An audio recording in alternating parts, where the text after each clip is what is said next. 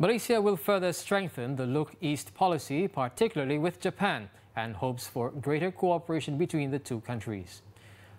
Now, Prime Minister Tun Dr. Mahathir Mohamad said Japan's ability to recover so quickly after the Second World War and catch up with developed Western nations should be a benchmark for Malaysia.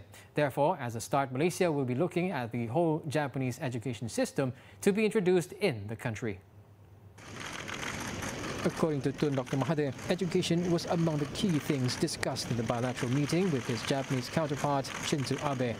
Both delegations in the half-hour meeting discussed various issues including on education, investment, as well as the yen credit earlier requested by Malaysia, dubbed the samurai bond.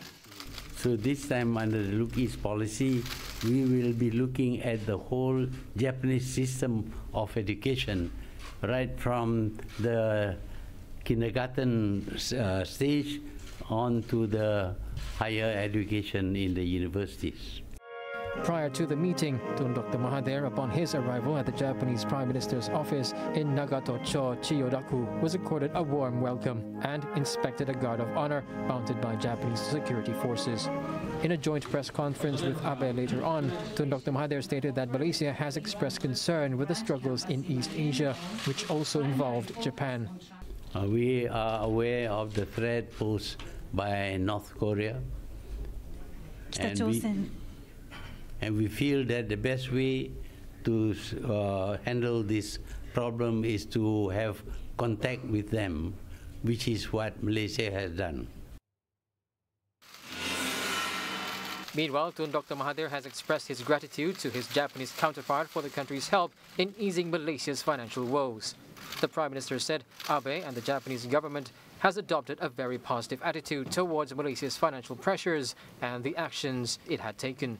The Japanese government had offered to guarantee 200 billion yen or 7.4 billion ringgit samurai bonds with a 10-year tenure, which would be used to retire some of the costly loans taken by the previous BN government.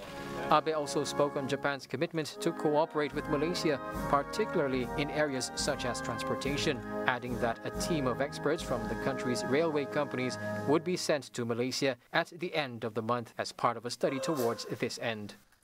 We also welcome the proposal that Kyushu Railway, JR Kyushu, would be looking into the transportation problem of Malaysia and to help us with advice on how to run the national railway.